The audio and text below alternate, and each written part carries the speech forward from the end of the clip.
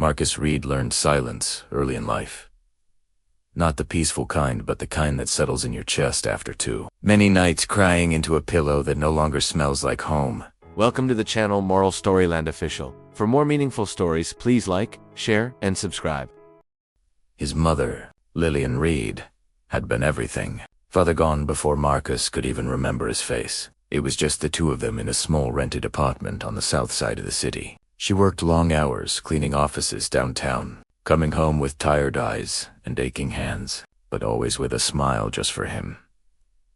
When she got sick, Marcus didn't understand at first. She started coughing more, sleeping more, hearing less. Some nights she would sit on the edge of the bed, holding her chest, breathing like the air itself had turned heavy.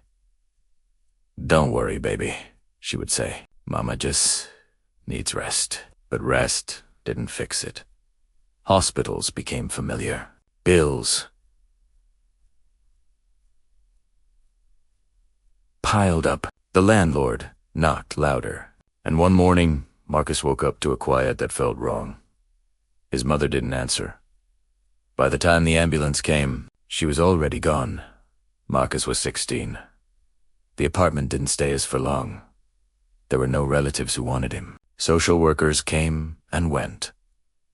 Papers were signed. Promises were made and broken. One foster home turned into another, until one night he packed his few clothes into a backpack and walked away. He didn't feel brave. He just felt tired. Marcus learned how to disappear. He slept near a closed church on Jefferson Avenue, where the brick walls blocked some of the wind. During the day, he stayed quiet, avoided trouble, kept his head down. Hunger was constant, a dull ache that never really left. He never begged. Pride was the only thing he felt he still owned. Some nights, when the cold was especially sharp, he thought of his mother's hands, smoothing his hair when he was little. That memory hurt more than the hunger did. One evening, as the sun dipped low and the streetlights flickered on, Marcus found himself digging through a trash bin behind a small grocery store. He hated it, but hunger had won that night. That's when he heard a voice. "Baby, you all right?" He froze. Slowly, he turned. An elderly black woman stood a few steps away, wrapped in a worn brown coat. Her hair was gray and pulled back neatly. Her eyes, soft but sharp, studied him without judgment. "I didn't mean no harm," Marcus said quickly. Stepping back, she shook her head. "I know.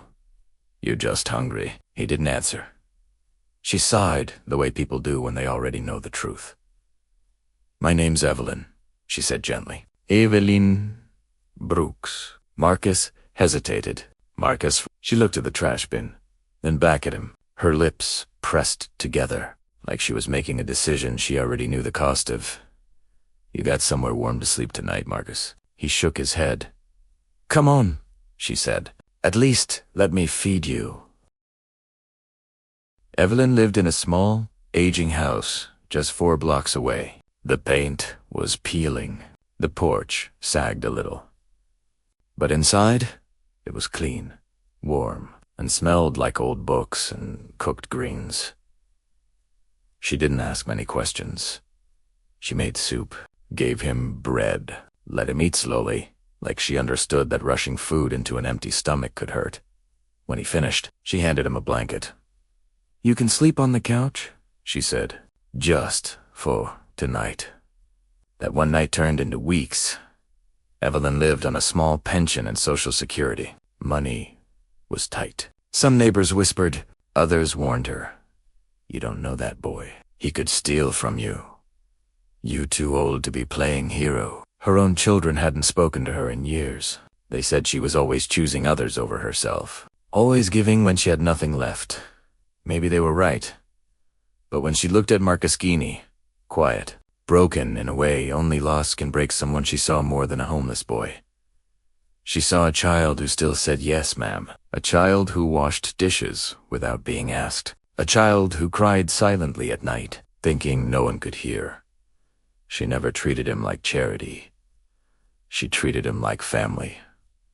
one night. Weeks later, Marcus sat at the kitchen table long after dinner. His hands trembled slightly. "Miss Evelyn," he said. She looked up. "Yes, baby." "I don't know how to say this." His voice cracked. "You didn't have to help me. You don't even know me." She smiled softly. "I know enough." Tears spilled down his face before he could stop them. "I lost my mama," he whispered. "And you didn't look at me like I was nothing." He stood up suddenly and bowed his head. "I don't know how," he said through tears, "but one day I'll come back. When I'm somebody, when I got something, and I'll repay you. Primera, sui, Eric." Evelyn reached out, pulled him into a hug, and held him the way only a mother could. "Baby," she said, voice shaking, "you don't owe me nothing." But Marcus meant it. Life didn't get easier. A social worker eventually intervened. Marcus was placed back into the system. Mover, changed schools. Failed. Got angry. Ran away again. There were nights he slept hungry. Nights he fought despair. Nights he almost gave up. But Evelyn's voice stayed with him. So did that promise. He struggled through community college, worked night jobs, failed classes. Breathe again. A mentor noticed him, gave him a chance, taught him discipline. Years passed. Marcus learned to wear suits, learned to speak in boardrooms, learned to carry himself with confidence, but never forgot where he came from. Still, he searched for Evelyn and couldn't find her. Evelyn Brooks sat alone in her house. The walls were quieter now, her body weaker. Medical bills stacked on the table beside eviction notices. Her hands shook as she folded. Laundry. She wondered sometimes if that boy remembered her. Then one afternoon, there was a knock at the door. She opened it slowly. A tall black man stood there, well-dressed, eyes filled with tears. "Miss Evelyn," he sighed softly. "It's..."